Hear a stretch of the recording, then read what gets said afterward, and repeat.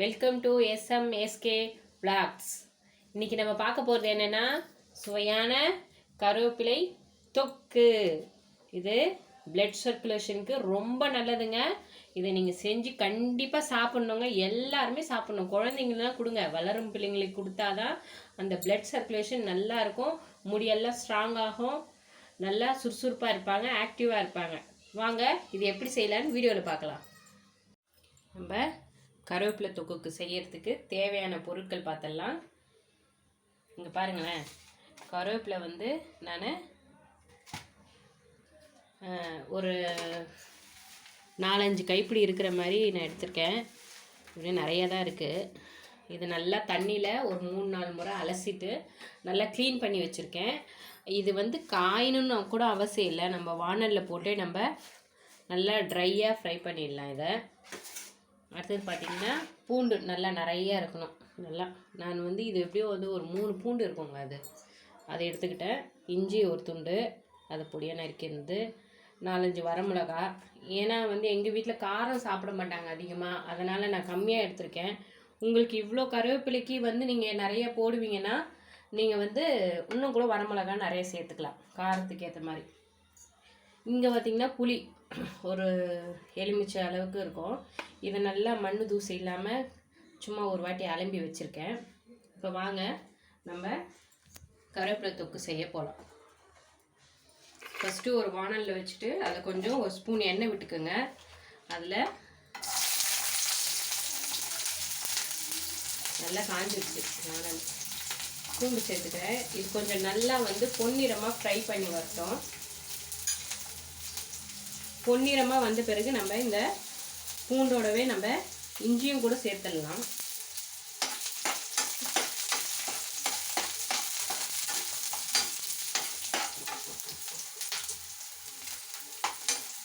சிம்மில் வச்சுக்கோங்க, ஏன்னா வந்து பேன் நல்லா காஞ்சிருச்சு.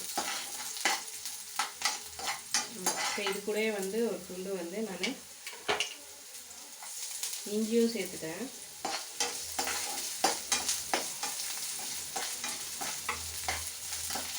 இந்த கருவேப்பிலை வந்து ரொம்ப உடம்புக்கு நல்லதுங்க. நம்ம பெண் குழந்தைங்களுக்கு நல்லா கொடுக்கறதுக்கு, அவங்களுக்கு வந்து ஹார்மோன் ப்ராப்ளம் இல்லாமல் இருக்கும், ரத்த ஓட்டம் அதிகரிக்கும், முடி வளராதவங்களுக்கு கூட நல்லா ஸ்ட்ராங் ஆக்கும், முடியை வந்து நல்லா ஸ்ட்ராங் ஆக்கி கொடுக்கறது. அதனால் இந்த கருவேப்பிலையை நீங்கள் நல்லா டெய்லியும் வந்து நம்ம சாப்பாட்டில் சேர்த்துக்கிறது ரொம்ப நல்லது. குழம்புல போட்டால் கூட தூக்கி இலையை போட்டுறாதீங்க, அதை வச்சு சாப்பிடுங்க. இந்த வரமிளகாயும் சேர்த்துட்றேன்.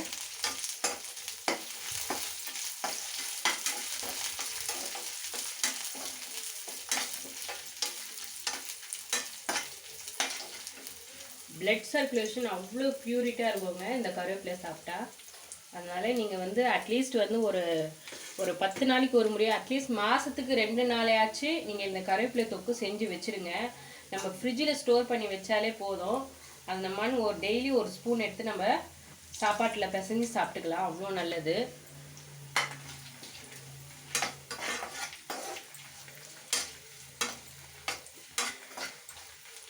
கருவேப்பிலை கிடைச்சா மிஸ் பண்ணிடாமல் இந்த மாதிரி செஞ்சு சாப்பிட்ருங்க. இப்போ புளி எடுத்துக்கிறேன், அதையும் சேர்த்துட்றேன். புளியை நல்லா வாஷ் பண்ணி அந்த கொட்டையெல்லாம் எடுத்துட்டு நார்லாம் எடுத்துட்டு நல்லா பியூராக சேர்த்துருக்கேன். இதையும் கொஞ்சம் ஃப்ரை பண்ணுறேன். இதையும் ஃப்ரை பண்ணி எடுத்துடலாம். தெரிஞ்சுங்களா, பூண்டுலாம் நல்லா பாருங்கள் எவ்வளோ செகப்பாக ஃப்ரை ஆகிருக்குன்னு.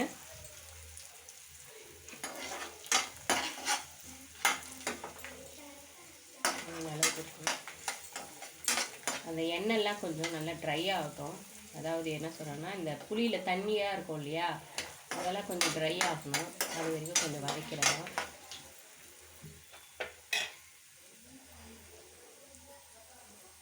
நீங்கள் பார்த்தீங்கன்னா எங்கள் வீட்டிலே வீடியோ மேன் வந்து என் பையன், என்னோடய பையன் பேர் வந்து சௌரிஷு. அவர் தான் கேமராமேன். இங்கே அவர் தான் எடுத்துகிட்ருக்காரு. 10th படிக்கிறாரு. அவர் நல்ல மார்க் எடுக்கணும்னு நீங்கள் எல்லாம் அவரை ப்ளஸ் பண்ணுங்கள். கடவுள்கிட்டையும் நல்லபடியாக வேண்டிக்கங்க. இந்த வருஷம் 10th அவர் நல்ல மார்க் எடுக்கணும் அப்படின்னு சொல்லிட்டு. ரொம்ப டேலண்டான பையங்க. நான் கூடிய சீக்கிரம் அவர் ஃபேஸோட அவர் பேசுகிறதையும் நான் கண்டிப்பாக வீடியோ எடுத்து போடுவேன். ரொம்ப டேலண்டான பையன், நல்லா படிப்பான்.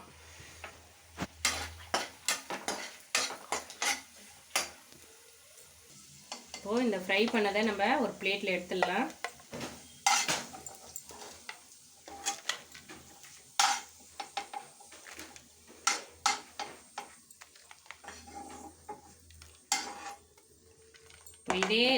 இதே பேனில் எண்ணெய் இருக்குது. அப்படியே நம்ம கருவேப்பிலை கொஞ்சம் கொஞ்சமாக சேர்த்து ஒரு 2 கைப்பிடி சேர்த்து நல்லா ஃப்ரை பண்ணி எடுக்கலாம். கொஞ்சம் கொஞ்சமாக போட்டு ஃப்ரை பண்ணிக்கோங்க. ஏன்னா வந்து அது நல்லா ஃப்ரை ஆகணும் இல்லையா, ஈரமாக இருக்குது. இதை கொஞ்சம் கொஞ்சமாக சேர்த்து ஃப்ரை பண்ணிக்கலாம்.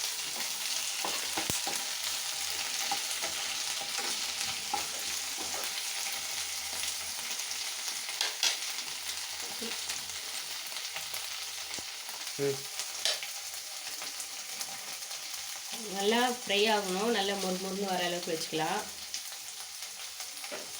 இந்த கருவேப்பிலை தொக்கு ரொம்ப நல்லதுங்க. அப்புறம் பார்த்தீங்கன்னா எங்கள் வீட்டில் நிறைய பேர் முருகர் பக்தர்கள்னால் நிறைய பேர் இருக்காங்க. முருகரை தான் ரொம்ப விரும்பி சாமி கும்பிடுவாங்க. நானே வந்து முருகரை தான் ரொம்ப கும்பிடுவேன். என்னடா நான் இப்படி எங்கள் வீட்டில் இருக்கிறவங்களும் சேர்த்து சொல்கிறேன், என்ன சொல்லலைன்னு நினச்சிக்காதீங்க. நானும் நல்லா முருகர் பக்தர் தான்.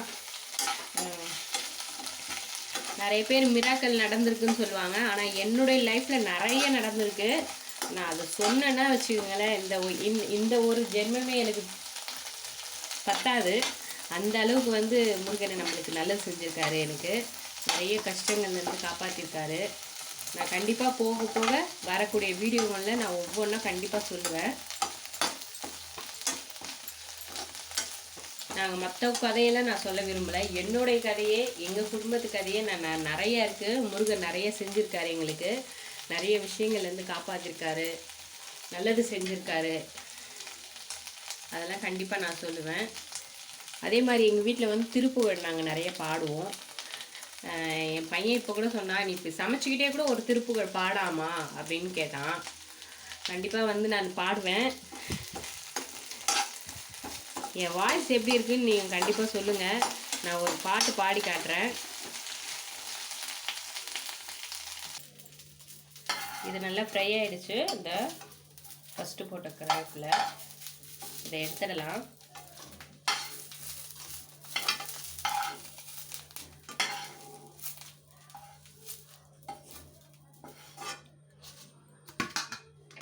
இப்போ நெக்ஸ்ட்டு அதுக்கு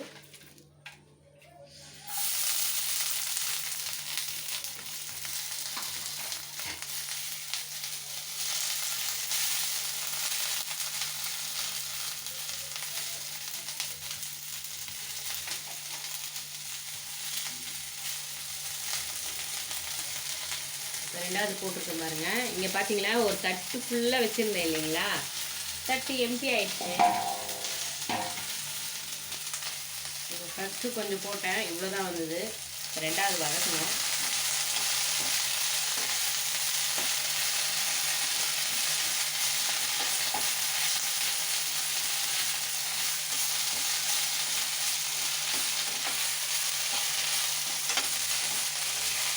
நான் ஈரத்தோடு போட்டதால இந்த சல் சல்னு சத்தம் கேட்குது. ஏன்னா இப்போ வந்து மழை பெஞ்சிட்டு இருக்கிறதால நான் கருவேப்பிலை எங்கேயும் காய கூட வைக்க முடியல.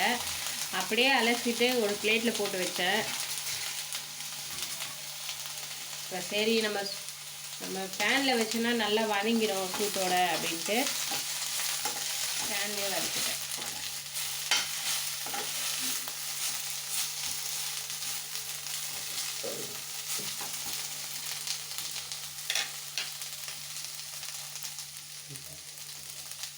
இது நல்லா வதங்கட்டும். அப்புறம் பார்த்தீங்கன்னா நம்ம வீடியோவில் வந்து நான் கார்த்திகை தீபத்துக்கு செய்யக்கூடிய பலகாரம் 2 சிம்பிளாக அப்போவே செஞ்சு கடவுளுக்கு படைக்கக்கூடிய பலகாரம் 2 போட்டிருக்கேன். கோதுமை மாவில் அப்பமும் அவல் பாயாசமும் செஞ்சு வீடியோ போட்டிருக்கேன். அந்த வீடியோ நிறைய பேர் பார்க்காதவங்க போய் பாருங்கள். ஏன்னா வந்து இது வந்து நம்ம கார்த்திகை தீபத்துக்கு நம்ம படைக்கக்கூடிய ஒரு பலகாரம். அதனால் கண்டிப்பாக நீங்களும் அதை செஞ்சு நம்ம கடவுளுக்கு நெய்வேத்தியம் பண்ணிடலாம். அதேமாரி நம்ம சேனலை பார்க்குறவங்க மறக்காமல் பிடிச்சிருந்தா லைக் கொடுங்க, சப்ஸ்கிரைபும் பண்ணுங்கள். மற்றவங்களுக்கு ஷேரும் பண்ணுங்கள், கமெண்ட் கொடுங்க. ஏதாவது நானும் தப்பு பண்ணியிருந்தேன்னா நீங்கள் கமெண்ட்டில் சொல்லலாம், தப்பு கிடையாது. நீங்கள் வந்து நான் கரெக்டாக ஸ்டெப் பை ஸ்டெப் பண்ணலன்னா, இல்லை இது சேருங்கம்மா, இது கூட கூட போட்டால் கூட நல்லாயிருக்கும் அப்படின்னு நீங்கள் நினச்சிங்கன்னா, உங்களுக்கு தெரியும்னா அந்த டிப்ஸ் எனக்கும் நீங்கள் சொல்லலாம். நான் எந்த தப்பாகவும் நான் எடுத்துக்க போகிறதில்ல, அதுபடி நானும் ஃபாலோ பண்ணிக்கிறேன்.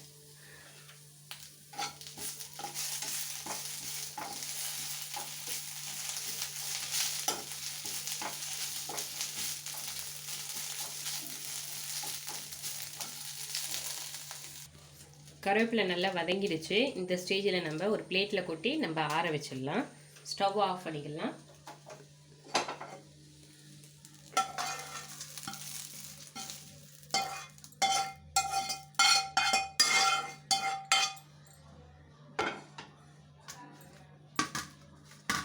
இது கொஞ்சம் நேரம் ஆறட்டும். இந்த வறுத்து வச்சுருந்த இஞ்சி பூண்டு வரமிளகாய் புளி இதை கொஞ்சம் மிக்ஸி ஜாரில் போட்டு அரைச்சிடலாம்.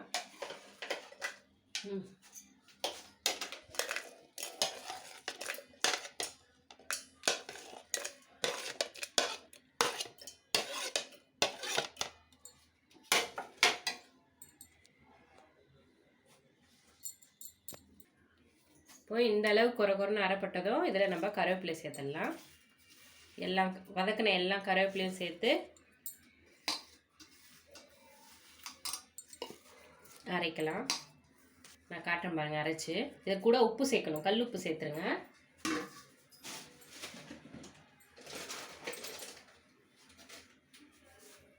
இந்த அளவுக்கு கல் உப்பு சேர்த்துக்குங்க.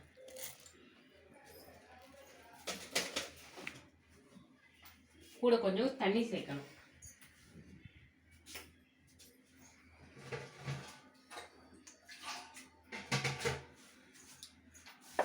முதல்ல இதை அரைச்சிட்டு வந்துடுறேன், அப்புறம் தண்ணி சேர்க்கலாம். இப்போது இந்த அளவுக்கு நல்லா இங்கே வைக்குங்க, காட்டு நல்லா மைய அரைச்சிக்குங்க. இப்போ இதை வந்து நம்ம நல்லெண்ணெய் ஊற்றி கொஞ்சம் நேரம் வானலில் வதக்கிக்கலாம். இப்போ ஒரு பேனில் நல்லா சூடாயிடுச்சு. இப்போ கூட ஒரு 2-3 ஸ்பூன் தாராளமாக நல்லெண்ணெய் விட்டுக்கோங்க.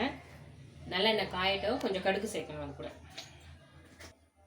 நல்லெண்ணெய் காஞ்சதும் கொஞ்சம் 1 ஸ்பூன் அளவுக்கு நம்ம கடுகு சேர்த்துக்கலாம். கூட கொஞ்சம் ஒரு 1/4 ஸ்பூன் ஜீரகமும் சேர்த்துக்கலாம்.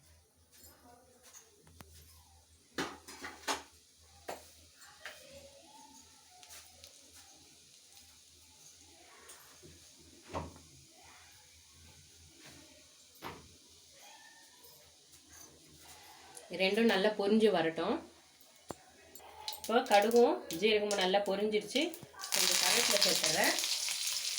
சிம்மில் வச்சுட்டு நம்ம அரைச்சி வச்ச கருவேப்பிலை தொக்கை விழுத நம்ம இது கூட சேர்த்துடலாம்.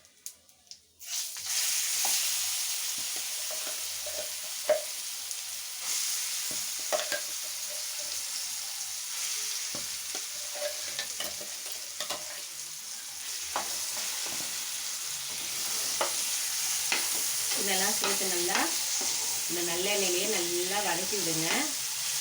இது வந்து ஒரு வாரம் ஆனாலும் கெடாது. இன்னும் நீங்கள் ஃப்ரிட்ஜில் ஸ்டோர் பண்ணி சாப்பிட்டீங்கன்னா 20 நாள் கூட தாங்குங்க. ரொம்ப நல்லது. ஏன்னா நம்ம வந்து அடிக்கடி செஞ்சு டெய்லி செய்ய முடியாது இல்லையா? இந்த மாதிரி ஒன்ஸ் செஞ்சு வச்சுட்டோன்னா ஒரு 10 நாளைக்கு ஒரு 20 நாளைக்கு நம்ம இதை வச்சு சாப்பிட்லாம்.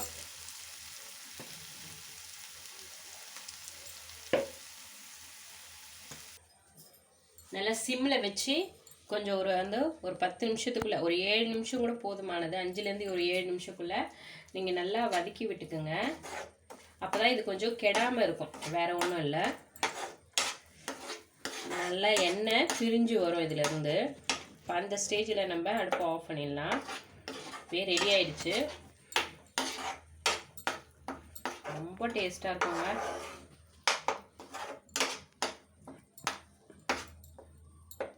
நீங்கள் கருவேப்பிலை கிடைக்கிறப்பெல்லாம் நீங்கள் ஃப்ரிட்ஜில் ஸ்டோர் பண்ணி வச்சு கொஞ்சம் அதிகமானவுடனே நீங்கள் இந்த மாதிரி செஞ்சுருங்க.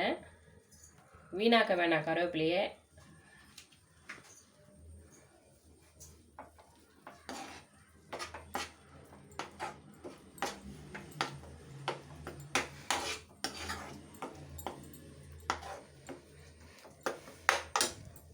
சாதத்தோடு பிசைஞ்சு சாப்பிட்டா சூப்பராக இருக்குங்க. நம்ம குழம்பு எதுவுமே தேவையில்லை.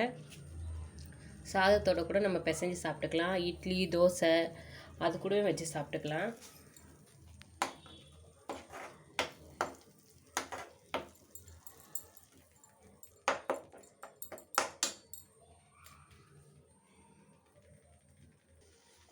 இப்போ நல்லா கருவேப்பிலை தொக்கு நல்லா நம்மளுக்கு வதங்கி வந்துடுச்சு. இந்த ஸ்டேஜில் நம்ம அடுப்பை ஆஃப் பண்ணிவிட்டு நம்ம எடுத்துடலாம். ரெடி ஆயிடுச்சு கருவேப்பிலை தொக்கு. இதை எப்படி பவுலில் போட்டு, சூடாக இருக்குது,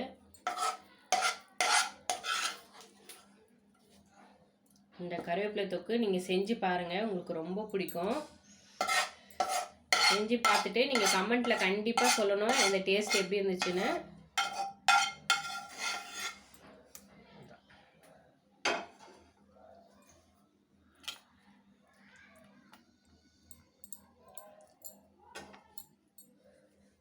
இந்த கருவேப்பிலை தொக்கு உங்களுக்கு பிடிச்சிருந்தா லைக் பண்ணுங்கள், ஷேர் பண்ணுங்கள்.